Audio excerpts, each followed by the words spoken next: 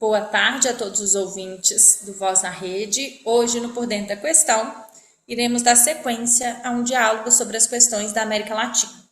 Na semana passada, não conseguimos fazer uma conversa sobre a situação eleitoral do Peru e da Colômbia com o Fábio Bosco, mas hoje vamos conseguir, tratar desse assunto. Só para a gente contextualizar, o Peru terminou de contabilizar os votos do segundo turno da eleição presidenciais que ocorreram no dia 7 de junho, com os últimos resultados oficiais apontando para uma vitória da candidata de extrema-direita, Keiko Fujimori. O Peru vive neste momento uma nova onda de tensão com relação ao processo eleitoral. O candidato da esquerda, Roberto Sanches, e seu partido entraram na justiça alegando haver fraude eleitoral, em especial uma manipulação dos votos coletados no exterior. Uma situação semelhante também se passou na Colômbia, que teve o segundo turno no dia 21 de junho. O candidato de oposição, Abelardo de la Espriella, alcançou a maioria dos votos e derrotou o candidato do atual governo, Ivan Cepeda, por aproximadamente 1% de diferença dos votos. Entretanto, o atual presidente, Gustavo Petro, bem como o candidato, denunciaram uma suposta fraude eleitoral que também teria como foco os votos do exterior. Então, para a gente tratar um pouquinho mais do assunto, vou convidar o Fábio para fazer, um pouco a sua análise sobre essas situações. Então, Carol, primeiro, obrigado pelo convite. Queria dizer que esses dois resultados eleitorais, eles, sem sombra de dúvida, eles representam uma derrota para a classe trabalhadora latino-americana, né? E representam um ponto de apoio para a estratégia dos Estados Unidos de ter no hemisfério ocidental, ou seja, toda a América Latina, Canadá e Groenlândia, transformar meio no seu quintal, né? Mas, ao mesmo tempo, é importante a gente analisar um pouco mais esses processos para ver que essas vitórias da direita e extrema-direita, elas não têm uma base muito sólida. E isso aparece tanto nas eleições em si, como também nas propostas que esses candidatos vão buscar levar assim que tomarem posse, né? Então, para exemplificar isso, no caso do Peru, é, a Keiko Fujimori ganhou as eleições por 0,2% de diferença, sendo que esses 0,2% foram conquistados com os votos dos peruanos vivendo no exterior, sobre os quais há uma série de denúncias de fraude, né? E o Roberto Sanches não falou que não vai reconhecer o resultado. É, mas o que demonstra que dentro do país, o fato é que ela perdeu a eleição, né? Então, o que a gente pode esperar desse processo? A gente pode esperar um amplo processo de resistência, particularmente do campesinato, povos originários, juventude nas cidades. Ou seja, eu diria que a Keiko Fujimori não vai ter paz, não vai ter paz. Ainda que há uma mudança institucional no Peru, que a formação, caminhar para a formação de um parlamento bicameral, o que pode dar uma certa, digamos assim, estabilidade para quem quer que venha a ser eleito, né? Mas, apesar disso, eu acho que vai ter muita resistência das ruas.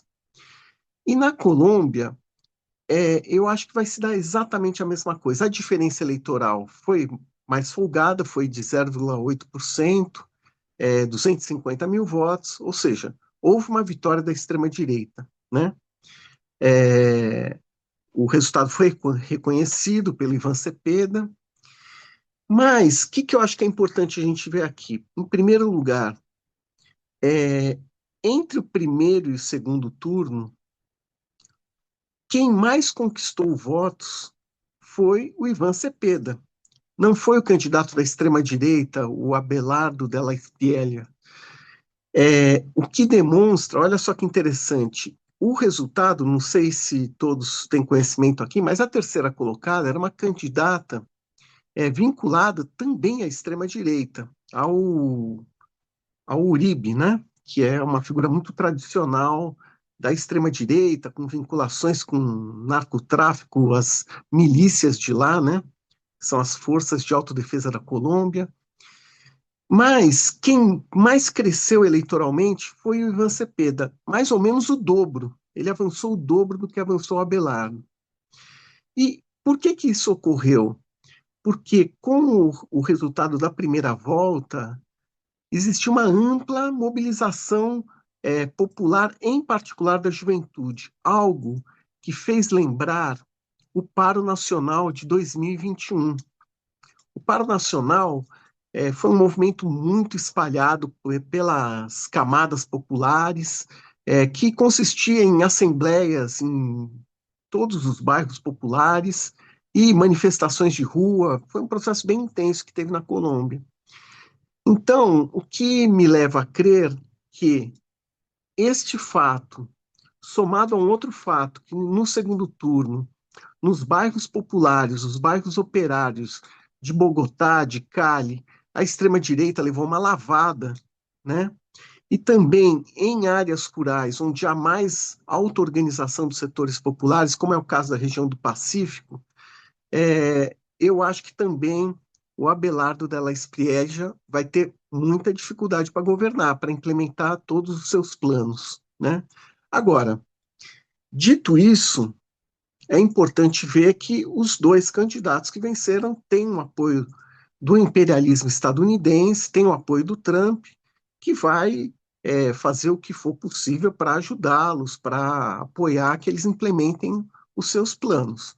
Mas eu acho que vai ter uma situação, viu, Carol, de muita polarização. É isso que vai caracterizar não apenas esses países, mas é o que está caracterizando toda a América Latina. Só para dar Exatamente. mais. Ah, pode falar, Nesse fala aí. ponto, Fábio, eu acho interessante duas coisas, né? Nós fizemos todo um acompanhamento aqui no Voz da Rede sobre a questão da Bolívia, que viveu algo muito semelhante, uma derrota da esquerda tradicional nas urnas, né, do MAS, que é o partido dos dois ex-presidentes, né? Tanto Evo Morales como o que lhe sucedeu. Então, nós temos aí essa trajetória na Bolívia, mas com pouco tempo de governo, quando um candidato que nem era da extrema-direita, era da centro-direita, né, faz um aceno a reformas muito contundentes contra a população, em especial a população mais pobre, mais vulnerável, você tem uma mobilização que durou aí um mês e que parou o país, né? Então, que demonstra isso, tem uma insatisfação e uma organização. Ao mesmo tempo, a gente vê uma mobilização do governo Trump 2, mas que também aconteceu no governo Trump 1, de orquestrar e estruturar candidaturas que sejam vinculadas aos seus interesses na América Latina. Então, a gente viveu isso na Argentina, com o Milei, a gente vive em alguma medida isso com os Bolsonaros no Brasil, a gente percebeu isso, né, nos candidatos agora, tanto na Colômbia quanto no Peru, inclusive com uma celebração do Trump na sua mídia social, né? Então, na mídia ele vai, ele celebra, e outras candidaturas, inclusive uma derrota, teoricamente, no México, quando ele não consegue fazer uma candidatura de extrema-direita. Mas a gente vê que tem aí algo que começa também a demonstrar uma resistência, né? Uma organização da classe trabalhadora. E acho que isso é importante também quando você diz que os governos não terão paz. Então, como relacionar essas coisas? Então, eu acho que é muito importante a gente ver que aqui na América do Sul, todos os governos da extrema-direita, eles estão enfrentando mobilizações populares, tá? Então, o ponto alto é a Bolívia, que você citou. Imagina só você, há 7 meses, o Rodrigo Paz foi eleito, começou com uma série de medidas de austeridade, corte de subsídios que impactam os alimentos básicos, os combustíveis, ao mesmo tempo em que reduzir impostos dos ricos e milionários, um projeto de lei para possibilitar que as pequenas propriedades rurais pudessem ser vendidas, comercializadas e dessa forma expropriadas, né, do campesinato mais pobre. Então, uma série de medidas que acabou levando em que os movimentos que começaram a lutar de uma forma compartimentada terminassem por se unificar a partir de 1º de maio, num chamado da COB por uma paralisação geral, e ocorreu uma coisa espetacular. A greve geral não foi tão forte, não envolveu tantos setores de trabalhadores, ainda que envolveram alguns importantes, como é o caso dos professores. Mas o que deu a tônica foi os bloqueios de estrada, né, feito particularmente pelas organizações dos camponeses e povos originários. No ponto alto teve mais de 100 bloqueios de estrada. A capital do país, La Paz, nada entrava ou saía pelas estradas sem o aval dos piquetes, né, desses bloqueios. Então, uma coisa extremamente poderosa. Mas tem também mobilizações muito importantes na Argentina, da juventude, né, os estudantes, dos aposentados, tem no Chile, tem no Equador.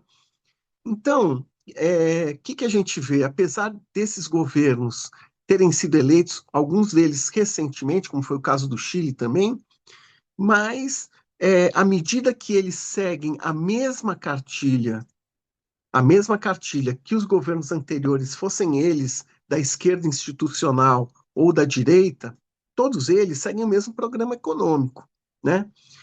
Que programa é esse? Ele é um programa em que o papel da América Latina na divisão internacional do trabalho é um papel, como é que eu diria, muito reduzido e subordinado, né? Então, a América Latina, cada vez mais, ela tem o seu papel limitado e também se autolimita pelo papel dos seus governos a ser provedor de produtos primários, né? É como a gente vê aqui no Brasil, agronegócio, mineração, né? Que em Minas Gerais é muito importante, mas em toda a América Latina, em geral, tem um peso grande, petróleo, gás e também outra atividade econômica que tem muita força na América Latina, que é a produção de cocaína e distribuição, e por aí se organiza uma série de máfias, né? Infelizmente, nenhum governo, seja o da esquerda institucional, seja o da direita, se propõe a construir um projeto diferente para a América Latina. Nenhum deles. E poderia ser feito isso. Por exemplo, aqui no Brasil, olha só você, na América Latina, nós não temos nenhum país que tenha conseguido produzir inteligência artificial. Nenhum. Agora, a China, por exemplo, alguns anos atrás, o primeiro sistema de inteligência artificial que eles desenvolveram, que é o DeepSeek, ele custou cerca de 5 milhões de dólares, né? Imagina, o Brasil, isso em reais dá 25 ou 30 milhões de reais.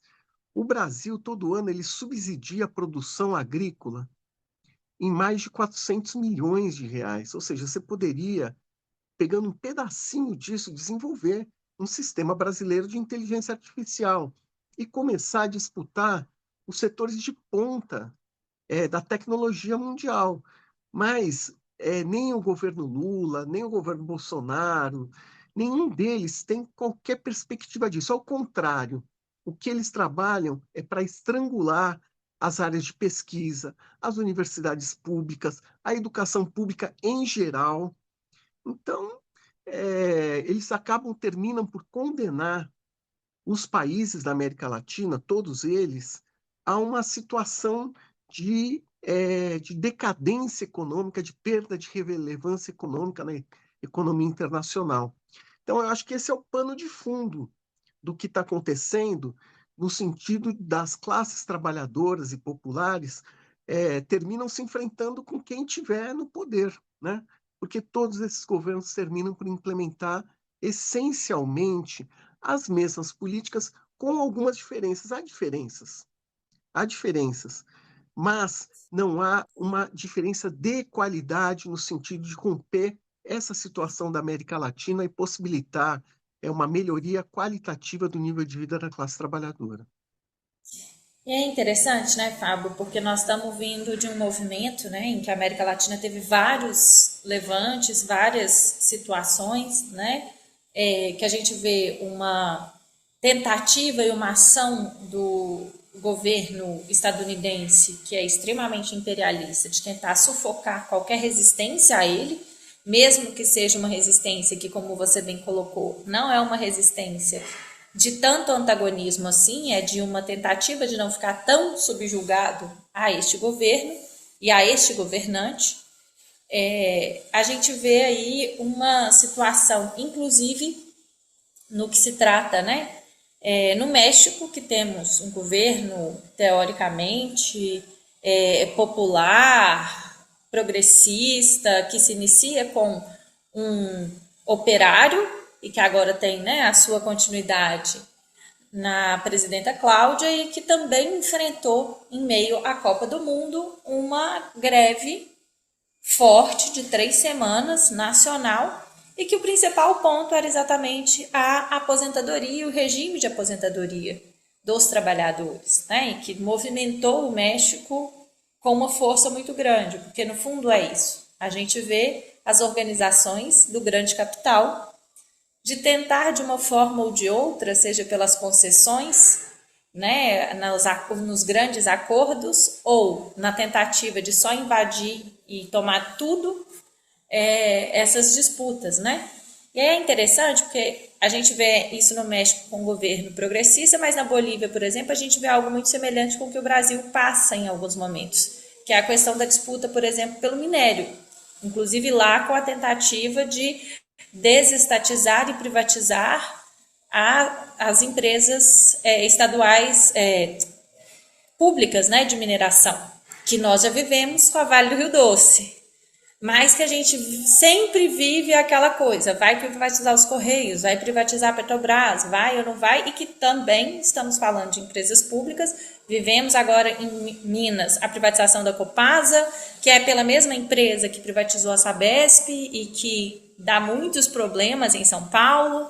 Então, essa tentativa de desmonte dos direitos assegurados da população em geral, mas em especial dos mais pobres, porque aqueles que têm condições financeiras, e a gente não se iluda, não estamos falando dos setores mais médios, estamos realmente falando dos setores mais abastados, eles conseguem garantir por meio da compra aquele direito, que, por todas essas constituições, é um direito básico humano, né? Então, essa vivência que estamos vendo acontecer também tem a ver com a falência, tanto de uma resposta dos chamados governos populares, como também dos chamados governos de extrema-direita, né?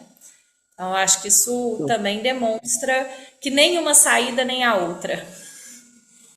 Não, sem dúvida. Do ponto de vista estratégico, não há uma diferença de qualidade, né? Ou seja, os ataques à educação, à aposentadoria, à saúde pública, todos eles vão ser realizados, seja pelos governos, entre aspas, populares, seja pelos governos da direita, né? O que a gente teria, né, Carol, é tentar construir o que seria uma saída da classe trabalhadora e dos setores populares, né? Isso é que seria estratégico.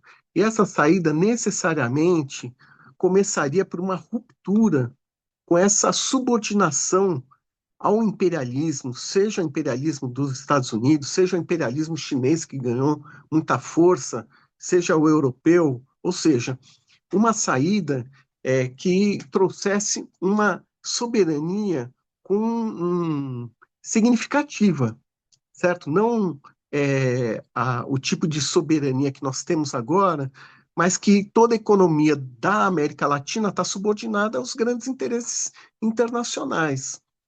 Então, necessariamente, teria que ter um pé aí e outro pé teria que estar em garantir à classe trabalhadora os meios para uma sobrevivência digna.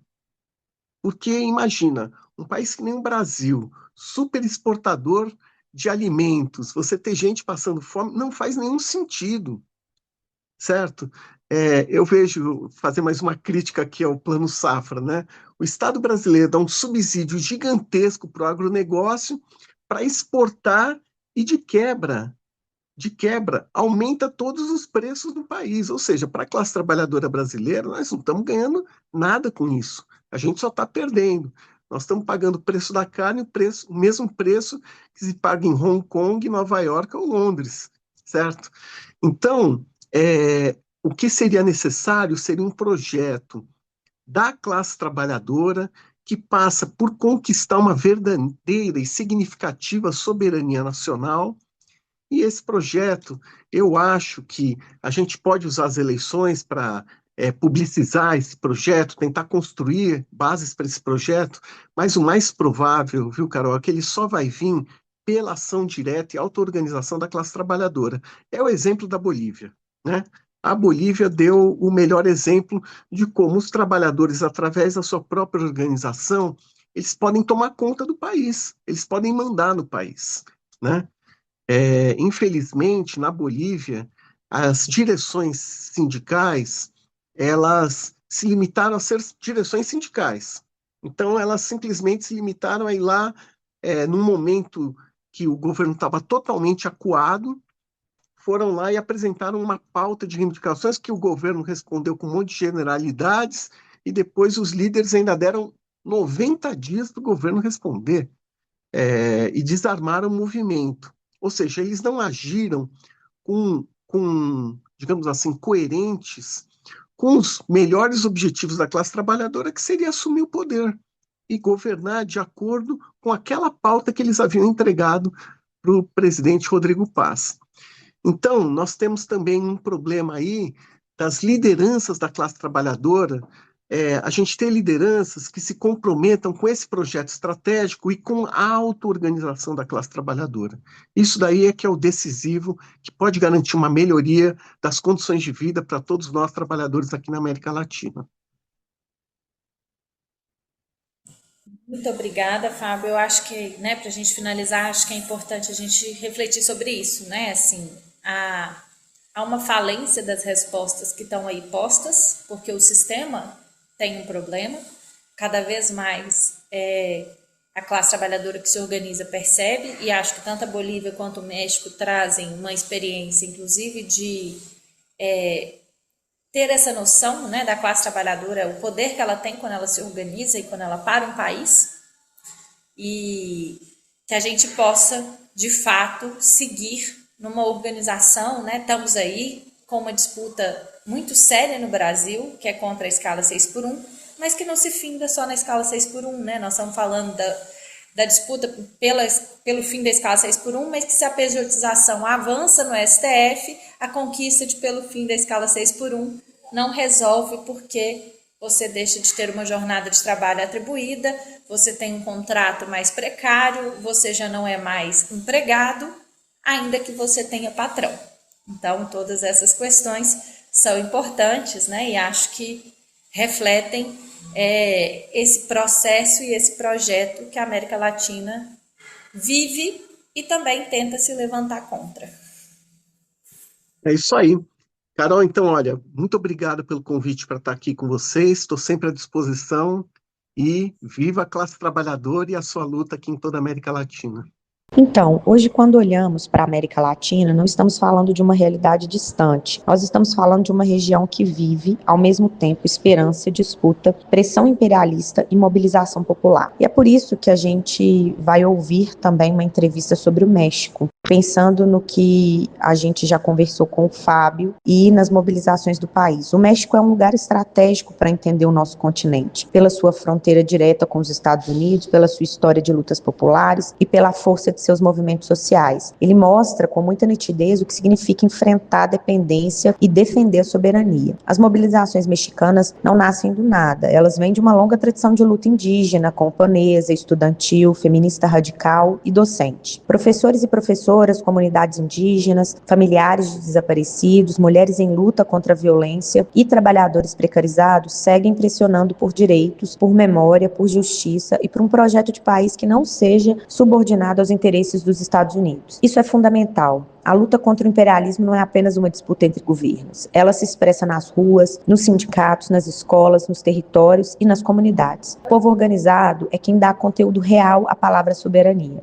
E quando olhamos para a Colômbia, a Bolívia e o Peru, percebemos que essa disputa atravessa toda a região. Na Colômbia, há uma luta permanente entre projetos de paz, justiça social e autonomia de um lado e a tentativa de recolocar o país sobre uma agenda de militarização, repressão e alinhamento direto aos Estados Unidos do outro lado. Na Bolívia, a disputa passa pelo controle dos recursos naturais, como o gás, a mineração e o lítio. Não é por acaso que toda crise boliviana rapidamente desperta o interesse das grandes potências e das empresas transnacionais. A pergunta é sempre a mesma. Essa riqueza vai servir ao povo boliviano ou ao lucro estrangeiro? No Peru, a instabilidade política mostra como as elites conseguem manter o poder mesmo quando a população vai às urnas. Há eleições, mas as estruturas econômicas, judiciais, midiáticas e repressivas seguem bloqueando as demandas dos povos indígenas, dos camponeses, da classe trabalhadora. Por isso, a América Latina vive uma encruzilhada, ou continuará fragmentada, tratada como território de extração, mercado consumidor e quintal das superpotências, ou reconstruirá um caminho de integração, soberania e direitos sociais. Para nós, trabalhadores da educação, esse debate tem a ver com a escola pública. Sem soberania, o orçamento vira refém da dívida, das privatizações e das pressões externas. Sem soberania, educação, saúde, previdência social e trabalho viram mercadoria. E nesse momento, é importante a gente retomar um ponto central para a educação municipal de Belo Horizonte. A greve terminou, mas a luta não terminou. A greve da educação foi encerrada no dia 10 de junho, mas uma necessidade diante de uma situação que já vinha se agravando nas escolas. Não foi uma decisão simples. Sabemos que toda greve impacta a rotina das famílias, dos estudantes e da comunidade escolar. Mas é preciso dizer com honestidade, a situação anterior à greve já prejudicava profundamente o direito à educação. Um dos problemas mais graves era a falta de professores. Em algumas escolas, estudantes ficaram meses sem professores. Isso significa turma dividida, conteúdo interrompido, profissionais sobrecarregados e perda de continuidade pedagógica. A mobilização da categoria pressionou a prefeitura e ajudou a fazer a PBH se mover em relação a esse problema. A greve também obrigou a gestão a responder sobre a falta de verba nas escolas, porque uma escola não funciona só com prédio aberto. Precisa de material pedagógico, papel, livros, cópias, pequenos reparos, equipamentos, estrutura, como a gente viu hoje no caso das escolas, e condições concretas para ensinar e aprender. A prefeitura diz que aumentou os repasses, mas essa conta precisa ser analisada de verdade. A rede cresceu, os preços subiram, tem a inflação e muitas escolas continuam enfrentando dificuldade para garantir o básico. Outro ponto importante foi a educação inclusiva. Hoje a rede municipal recebe muitas crianças com deficiências e transtornos, inclusive pela qualidade do trabalho que é feito pela equipe pedagógica das escolas. Isso é uma conquista da escola pública, mas não basta acolher. É preciso garantir atendimento, planejamento, profissionais com formação e vínculo com o projeto pedagógico da escola. A proposta anterior da prefeitura era transferir parte dessa responsabilidade para as OSCs e instituições externas, o que poderia aprofundar a fragmentação e abrir caminhos para a privatização. A gente sabe que a greve não resolveu todos os problemas, mas a defesa da escola pública continua mesmo com o fim da greve. E essa defesa exige diálogo com a comunidade, transparência com a gestão, mobilização nas escolas e unidade entre os trabalhadores e famílias. Porque a educação pública não se defende só em época de greve. Nossa categoria e o nosso sindicato defende isso todos os dias. Muito bem, agora vamos ouvir o depoimento de Jorge Gómez, mexicano, ativista, professor e membro da CNTE, Confederação Nacional de Trabalhadores em Educação do México.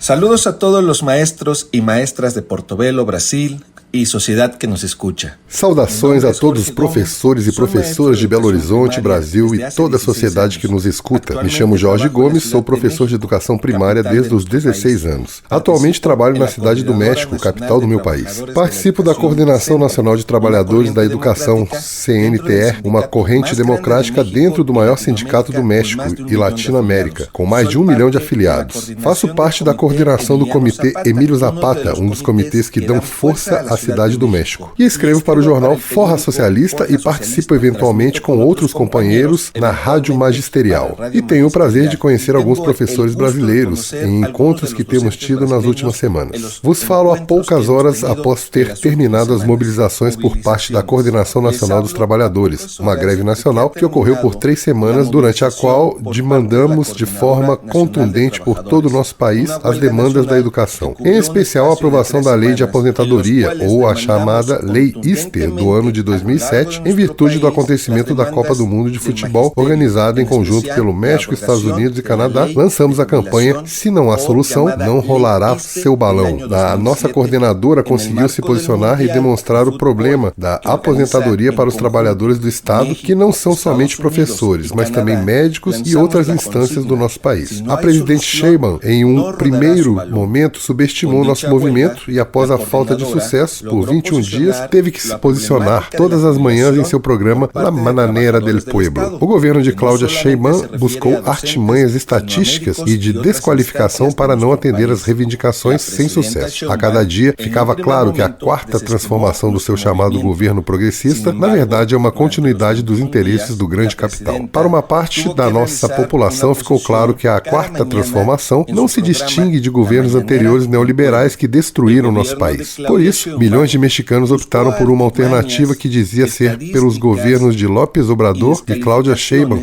em sua continuidade. As principais demandas do movimento foram exitosas em ir demonstrando para os diversos trabalhadores do nosso país, tanto do setor privado como público, que a eliminação do regime de aposentadoria solidária empobrece em sua maioria a população. A aprovação da lei de aposentadoria foi uma das grandes conquistas da mobilização e nesse momento está gerando o debate sobre os principais pontos do sistema trabalhista do nosso país, não somente pelos sindicatos, mas também por aqueles companheiros trabalhadores que não tiveram a oportunidade de se organizarem e que agora começam a ver um momento de luta comum. É certo que as demandas dos professores são muito amplas, mas temos focado nessa única demanda em nível nacional. É importante dizer que esse movimento tem promovido uma reeducação no aspecto trabalhista para esses mesmos professores, já que muitos deles desconhecem o regime das contas individuais da aposentadoria, as empresas que gerenciam a previdência e a grande quantidade de recursos que foram expropriados do magistério. Em uma conta estatística, aproximadamente 20% do PIB nacional do México é criado através do dinheiro arrecadado pelas empresas que gerenciam a previdência. Então, o grande problema que fica é a negociação para o retorno dos recursos para os trabalhadores por parte de um governo que está aliado aos interesses dos grandes capitais nacionais e internacionais. A situação agora para a CNTE é a atuação para os acordos sobre as relações trabalhistas junto ao governo federal, onde se encontram os principais ministérios do governo, como a Secretaria de Governo, a de Educação Pública e a de Previdência Social. Para as negociações também temos a participação de governadores do estado e outras autoridades importantes. Esse é um aspecto que a CNTE tem oferecido para iniciar o diálogo com o governo federal. Além disso, um dos pontos mais importantes é o da autocrítica das nossas ações e estratégias que nos trouxeram até aqui. Enfrentamos 2 governos ditos progressistas denominados de a Quarta Transformação. De início, a população mexicana apoiou massivamente as ações que melhoraram a economia e o investimento social. Entretanto, a Quarta Transformação se mostrou um aliado sem igual do interesse capitalista, sempre votando a favor dos patrões, em detrimento dos trabalhadores, dos sindicatos e das entidades democráticas e organizações civis. Os governos progressistas alienam as organizações sociais. Seus discursos são, como diria Marx, um discurso bonapartista que fala a favor dos mais vulneráveis enquanto atua e favorece os grandes burgueses. Esses são os grandes problemas que enfrentamos enquanto CNTE e que encontramos por todas as partes do mundo. Como fazer frente a esses governos progressistas?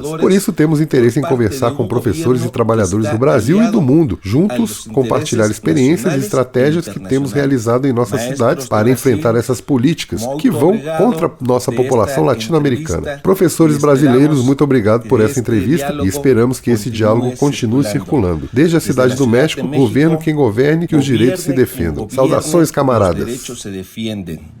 En la CENTE no hay derrota. Saludos, camaradas.